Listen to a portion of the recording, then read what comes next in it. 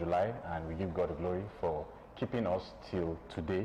And I want to welcome you to this week's edition of Engineering and You. Is a program where we talk about engineering, science, technology, and mathematics, and we dwell around so many things around it to encourage people, especially young Nigerians, to take a path in engineering and choose engineering as their profession so that our society can be better than it is right now. My name is Tunde Raniro, and I have my guest in the house. But before we go into that, it's a very, very interactive program where we don't only get to talk to you, or you also get to talk to us, and we all ask you questions and you give us answers. So for today, our questions for today is which of the human body system is also known as cardiovascular system? Which of the human body system is also known as cardiovascular system? If you know the answer, pick up your phone. Your number will be on your screen in due course, and call us, or you can go to our YouTube page at Ogtv Abeokuta, and or our Facebook page at Ogtv, and Instagram at Ogun State Television. Now our guest is already seated, and I don't want to waste too much of our time. We'll take this very short break, and when we return, I will just let you know who my guest is, and we'll set the ball rolling.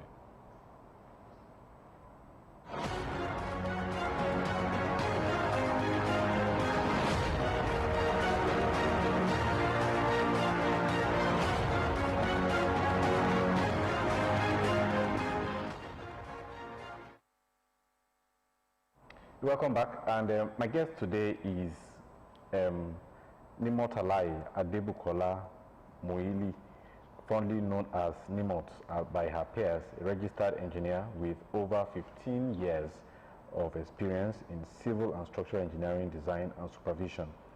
She joined ARUP Lagos practice as a project engineer on January 5, 2009, and has speedily risen the ladder to become a member of the executive board of that organization.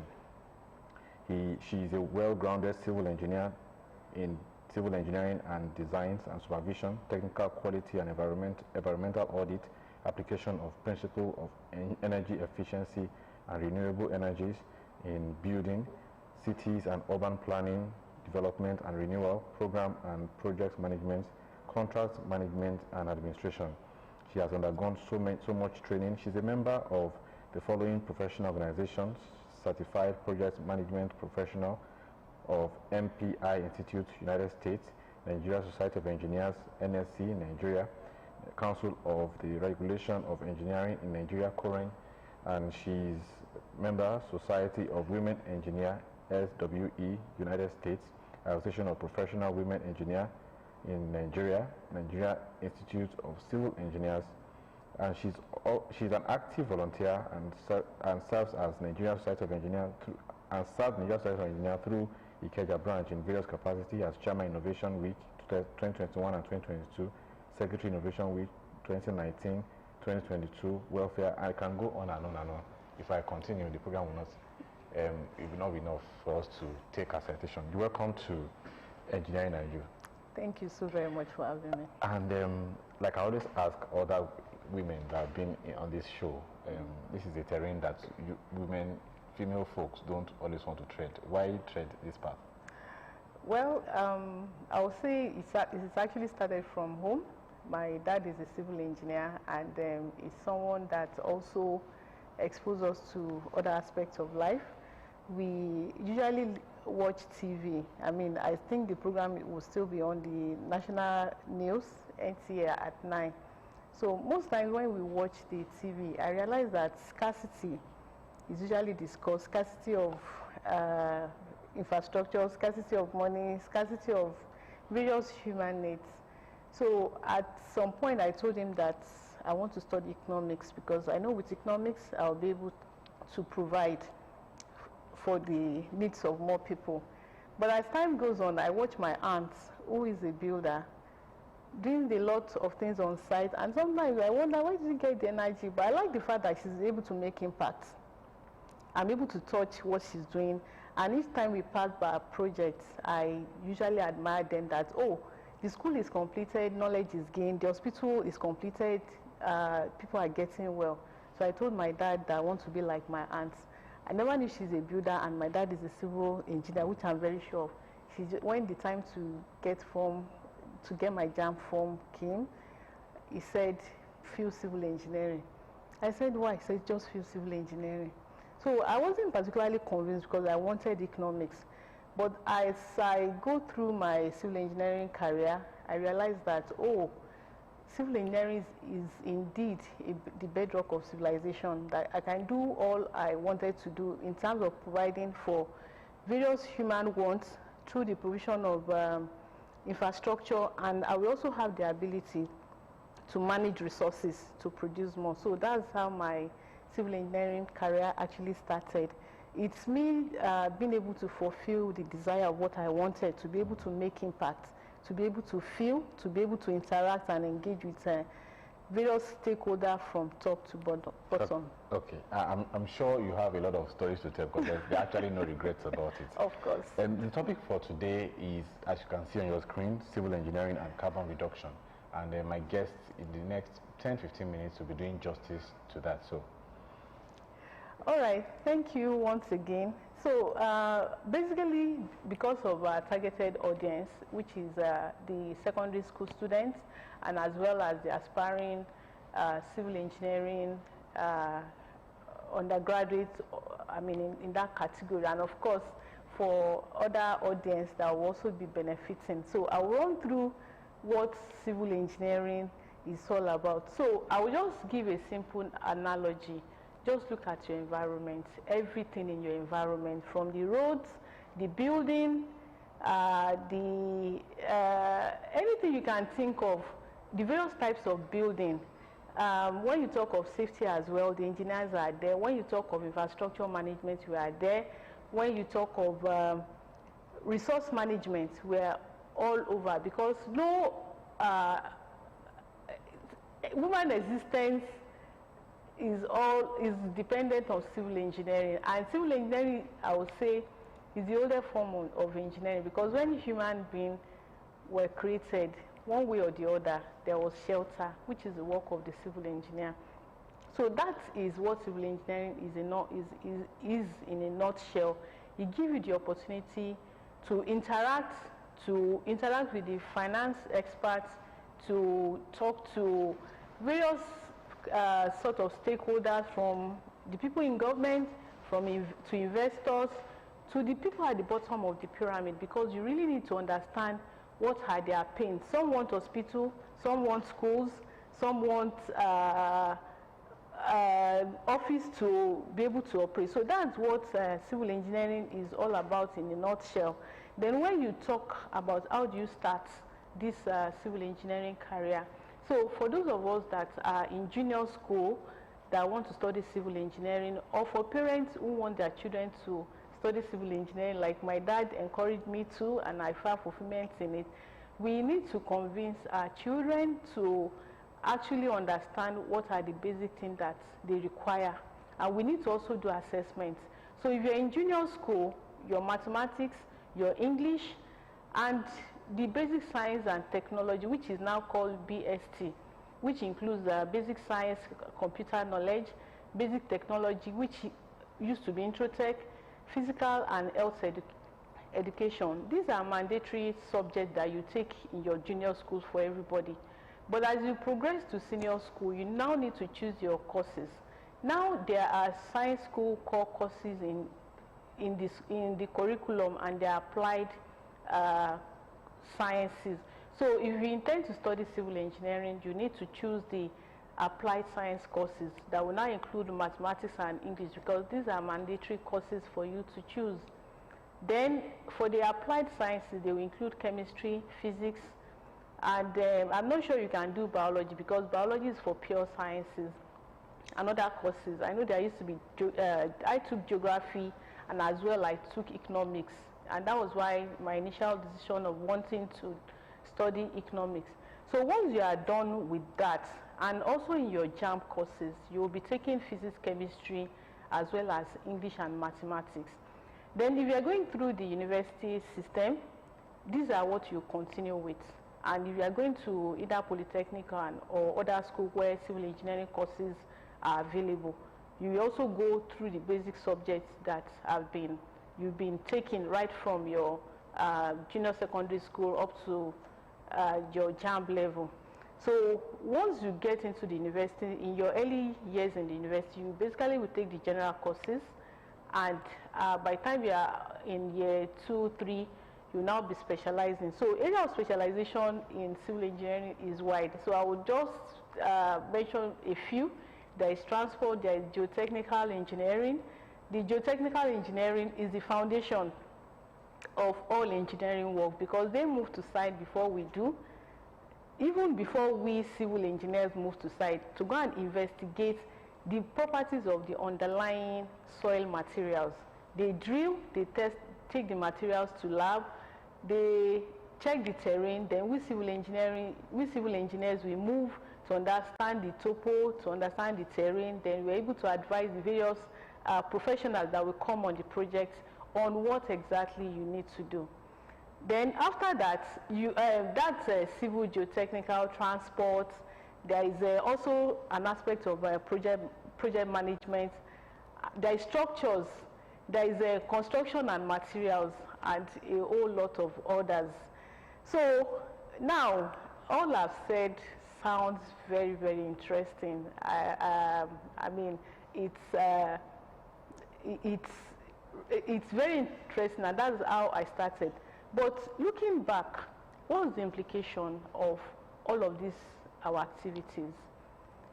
We've been doing this, I mean, I've been experiencing this right from when I was a child. I've been living in a building, I've been living in a conducive environment, I've been going to bank, good building, I've been going to school, I've been going to hospital.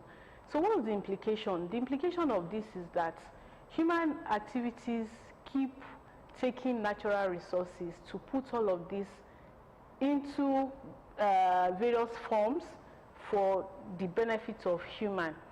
But in doing this, we're taking more than we should be taking, and that is where the global UN targets for carbon reduction come in, and that is one of the things my organization is focusing.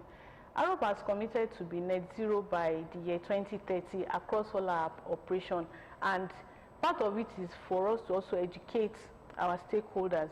So from what you can see on my screen, that is 1 metric ton of carbon. But in our project implementation, we emit thousands of tons of carbon. How do we reduce this? So part of the recommendation, I'll just show us an example. Like that, for an average US resident per annum, they emit 16 tons. So look at that picture, put it in context, that's 1 ton. So an average individual in the US emits 16 tons. So let's bring it back to Africa.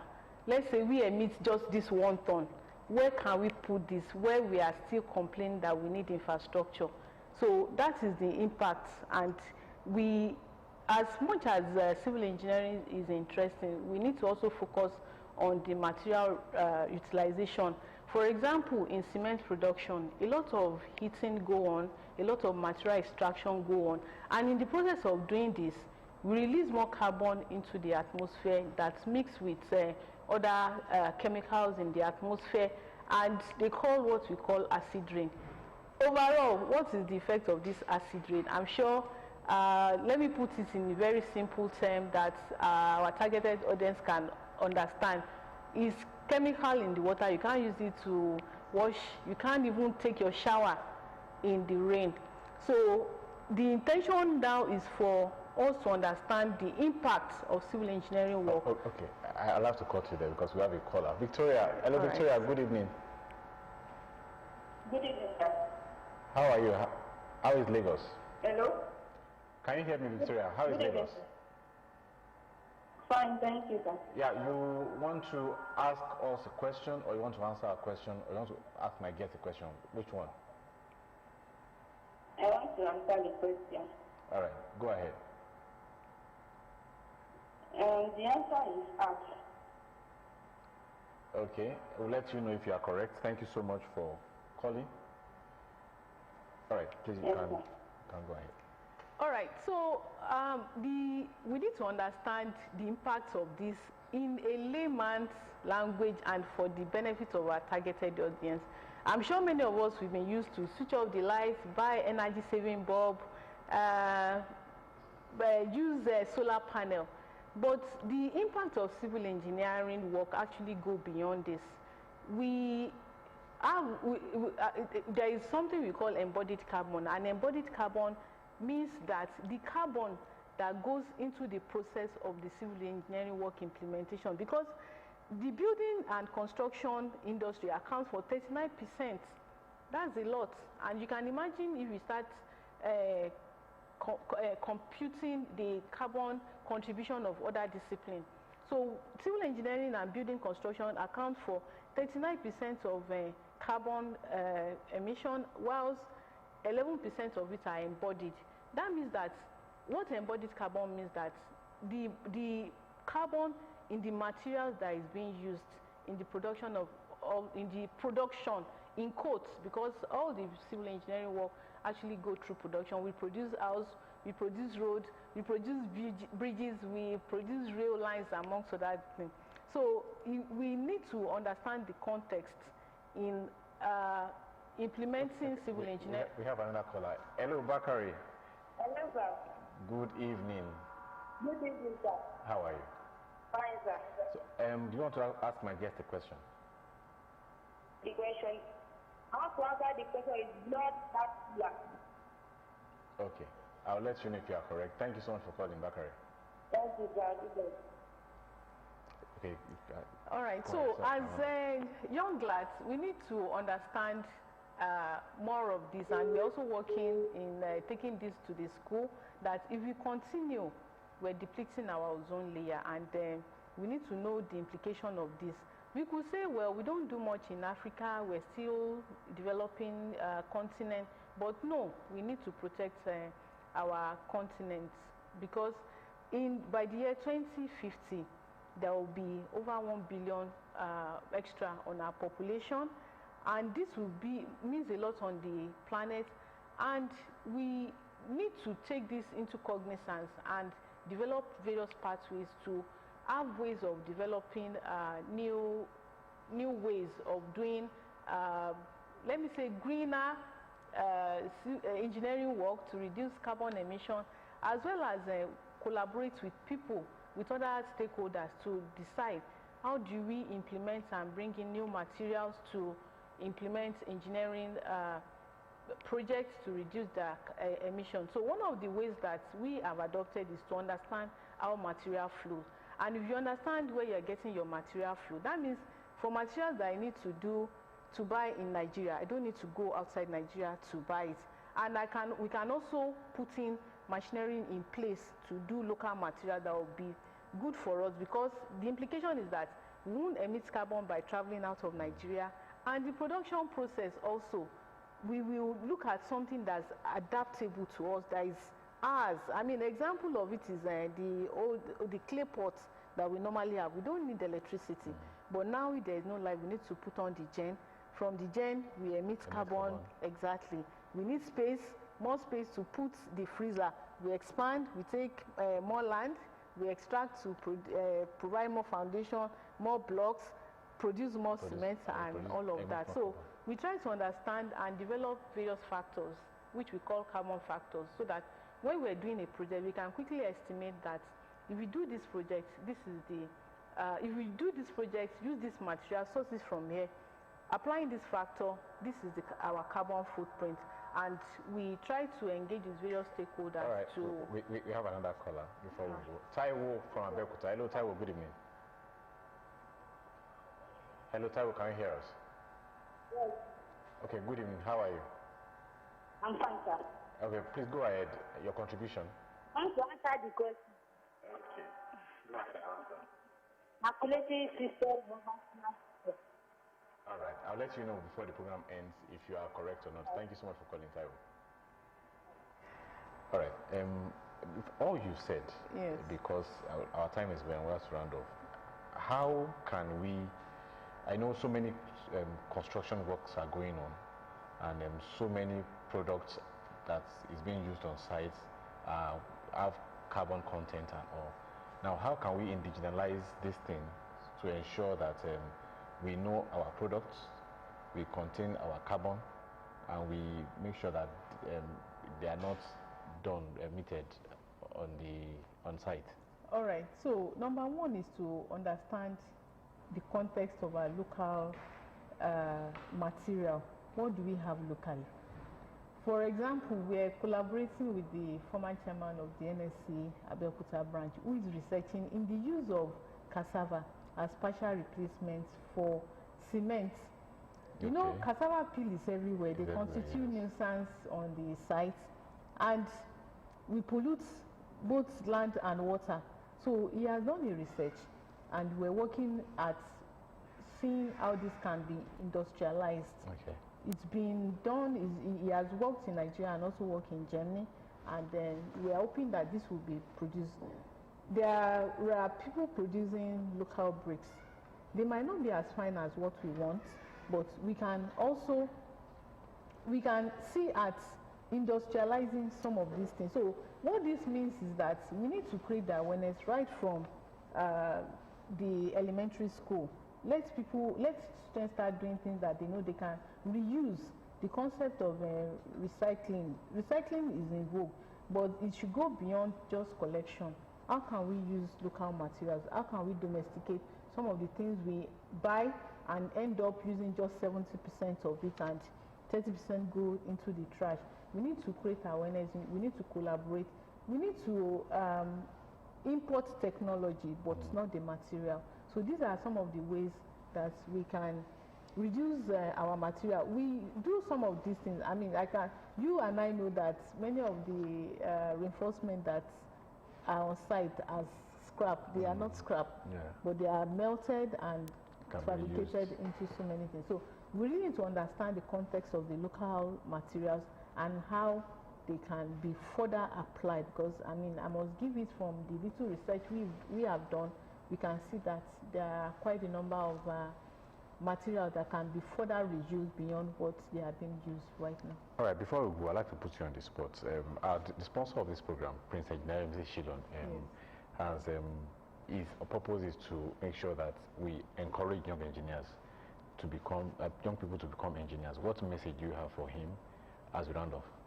Well, I will first of all say a very big thank you for creating this opportunity for us to reach larger audience. We go to school to go and educate, but I want to thank him, and I can only pray that God will continue to enrich his pocket to be able to do more and encourage more of our young engineers.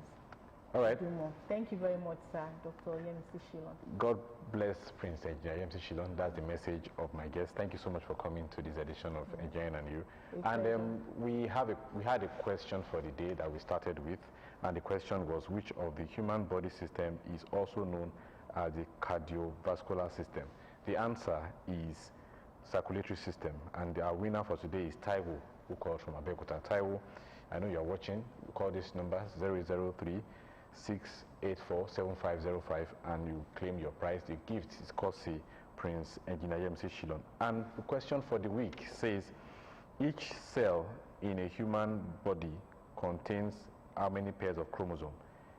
Each cell in a human body contains how many pairs of chromosomes? If you know the answer, just go on YouTube at Ogtv Abeokuta or on Facebook at Ogtv and on Instagram at Ogtv Ogtv Television, and let us have your answer. The gift is courtesy of sponsor Prince Engineer MNSE Shillong FNSE. And we have to go now. Thank you so much for joining us. Thanks so much for watching this program. I hope you have learned a lot. Next week is another time to have this kind of communication. Until next week, my name is Tunelanion, and I'm saying bye-bye.